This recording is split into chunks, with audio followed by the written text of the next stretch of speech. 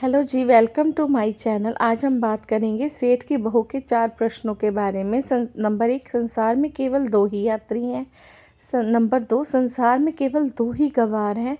Number 3, संसार में केवल 2 ही गरीब हैं। नंबर 4, संसार में केवल 2 ही मूर्ख हैं।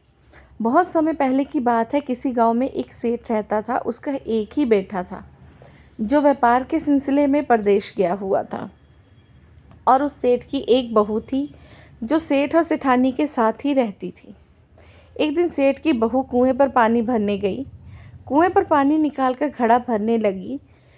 घड़ा जब भर गया तो उसे उठाकर कुएं के मुंडेर पर रख दिया और अपने हाथ मुंह धोने लगी। तभी कहीं से 4 राह चलते मुसाफिर उस कुएं के पास आ गए। उनमें से एक मुसाफिर बोला, बहन मैं बहुत प्यासा हूँ, क्या आप मुझे पानी पिलाने का कष्ट करेंगी? सेठ की बहू को पानी पिलाने में थोड़ी झिझक महसूस हुई, क्योंकि उस समय उसके कपड़े इधर उधर हो गए थे। उसके पास लोटा या गिलास भी नहीं था जिससे वो पानी पिला सके। इसी कारण उसने उन मुसाफिरों को पानी पिलाना ठीक नहीं समझा। बहू ने उससे पूछा, आप कौन हैं? तो उसने कहा, मैं एक यात्री हूँ। बहू बोला, यात्री तो संसार में केवल 2 ही होते हैं, आप उन दोनों में से कौन से हो? अगर आपने इस सवाल का सही जवाब दे दिया तो मैं आपको पानी पिला दूंगी, नहीं तो पानी मैं नहीं पिलाऊंगी। बेचारा मुसाफिर उसकी बात सुनकर कोई जवाब न दे सका। तभी दूसरा मुसाफिर आगे गया, उसने पानी पिलाने की विनती की। तभी बहू ने दूसरे मुसाफिर से पूछा, अच्छा तो आप बताइए आप कौन है? दूसरे मुसाफिर ने तुरंत कह दिया, मैं तो एक गरीब आदमी हूँ। तो सेठ की बहू ने कहा, भैया इस संसार में तो केवल 2 ही गरीब होते हैं, उनमें से आप कौन से हो? इसका उत्तर भी वो नहीं दे पाया। अब उसके पास कोई जवाब नहीं था, चुपचाप पीछे हट गया। तब तीसरा मुसाफिर बोला, बहन मुझे बहुत ज़ोर से प्यास लगी है, ईश्वर के लिए तुम मुझे पानी पिला दो। तब बहू ने पूछा कि आप कौन हैं? तो तीसरा मुसाफिर फिर बोला, बहन मैं तो एक अनपढ़ गवार हूँ। यह सुनकर सेठ की बहू बोली, अरे भाई, अनपढ़ गवार तो संसार में बस 2 ही होते हैं, आप उन दोनों में से कौन से गवार हो? बेचारा तीसरा मुसाफिर भी उसका कोई जवाब नहीं दे सका, फिर वह भी पीछे हट गया। अंत में चौथा मुसाफिर आया और बोला कि बहन मेहरबानी करके आप मुझे पानी पिला दे। प्यासे को पानी पिलाना तो बहुत बड़े पुण्य का काम होता है। सेठ की बहू बड़ी ही चतुर और होशियार थी। उसने चौथे मुसाफिर से पूछा, अच्छा आप बताइए आप कौन है? वह मुसाफिर अपनी शक्ल छुपाते हुए बोला, बहन मैं तो बहुत बड़ा मूर्ख हूँ। तब सेठ की बहू ने उस मुसाफिर से कहा, भैया मूर्ख तो इस संसार में केवल 2 ही लोग होते हैं, आप उन दोनों में से कौन से हैं?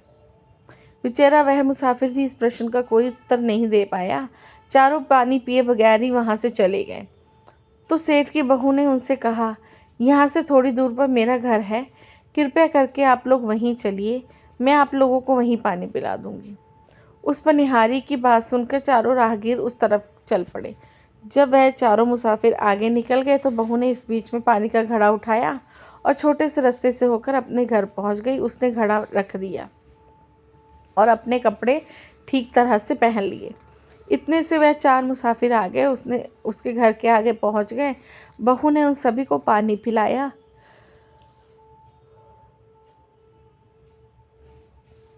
पानी पीने के बाद वे चारों मुसाफिर अपनी राह पर चल पड़े। बहू का ससुर यानी कि सेठ उस समय घर पे एक तरफ बैठा यह देख रहा था।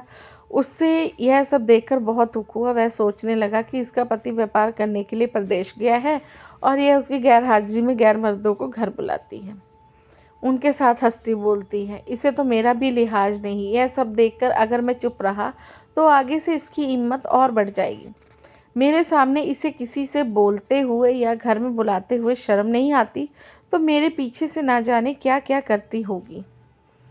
कोई भी बीमारी अपने आप ठीक नहीं होती, उसके लिए वैद्य या डॉक्टर के पास जाना पड़ता है। क्यों ना मैं इसकी शिकायत राजा से करूं। यह सोचता हुआ वह सीधा राजा के पास जा पहुंचा और अपनी परेशानी बताई। सेठ की सारी बात सुनकर राजा ने उसी वक्त बहू को बुलाने के लिए सेठ के घर सिपाही भेजे और उनसे कहा कि तुरंत जाके उसे लेके आइए।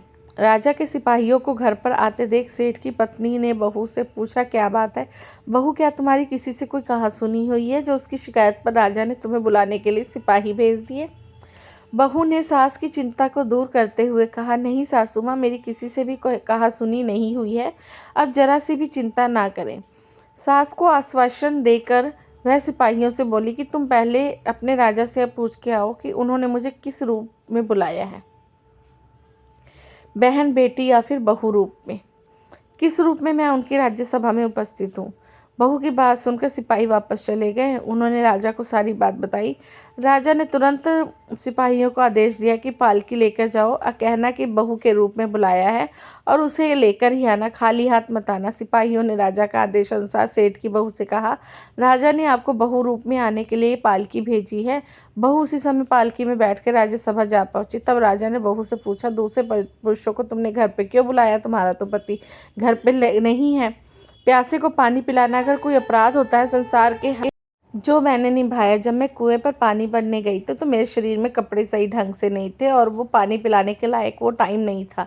उन्हें बड़ी प्यास लगी थी तो मैं उन्हें पानी पिलाना चाहती थी, इसलिए मैंने उनसे मुश्किल प्रश्न पूछे जिसका वह उत्तर नहीं दे पाए तो उन्हें घर बुला लाई। घर पहुंचकर उन्हें मैंने पानी पिलाना उचित समझा। राजा को बहू की बात ठीक लगी। राजा के उन प्रश्नों के बारे में जानने की बड़ी उत्सुकता हुई तो सेठ की बहू ने चारों मुसाफिरों से जो पूछे थे, राजा ने सेठ की बहू को कहा, मैं भी तो सुनूं कि वह कौन से प्रश्न थे जिनका उत्तर वे लोग नहीं दे पाए। बहू ने तभी सभी प्रश्न राजा को बता दिए। बहू के प्रश्न सुनकर राजा और तो बहुत आश्चर्यचकित हुआ। तुम खुद ही इन प्रश्नों के उत्तर दो, राजा ने कहा। अब तुम सबसे है जानना चाहते हैं। तब बहू बोली, महाराज, मेरी दृष्टि में पहले प्रश्न का उत्तर है कि संसार में सिर्फ दो ही यात्री हैं, सूर्य और चंद्रमा। मेरे दूसरे प्रश्न का उत्तर है, इस पृथ्वी पर दो ही प्राणी हैं, जो गरीब और बहू और गाय। अब मेरे तीसरे प्रश्न का उत्तर मैं सुनाती हूँ। महाराज, इंसान के साथ हमेशा अनपढ़ गवारों की तरह हमेशा चलते रहते हैं, वह है भोजन और पानी। अतः तीसरे प्रश्न का उत्तर भोजन और पानी है और चौथे प्रश्न का उत्तर है कि वह मूर्ख।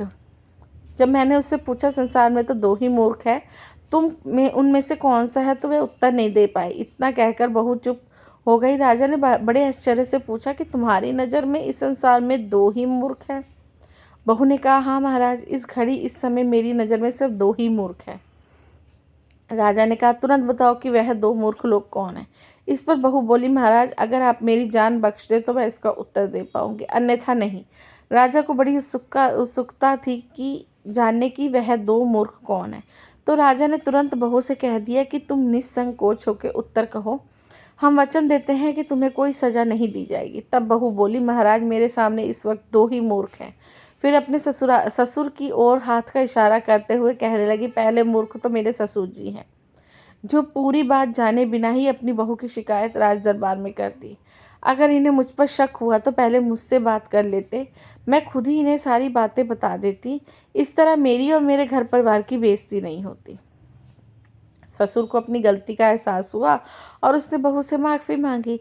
तब राजा ने पूछा, भाई दूसरा मूर्ख कौन है? बहू ने कहा, दूसरा मूर्ख खुद इस राज्य का राजा है, जिसने अपनी बहू का मान मर्यादा का जरा ध्यान नहीं किया और सोचे समझे बिना ही बहू को भारी सभा में बुला लिया। बहू की बात सुनकर राजा पहले तो क्रोध से आग बुला हो गया, परंतु बहू को दिए वचन के अनुसार वह शांत हो गया। फिर सारी बातें राजा को समझ आ गई। बातें समझकर आने पर राजा ने बहू की चतुराई और होशियारी पर खूब तारीफ की और तारीफ करते हुए उसे ढेर सारे उपहार देकर सम्मानित करके विदा किया।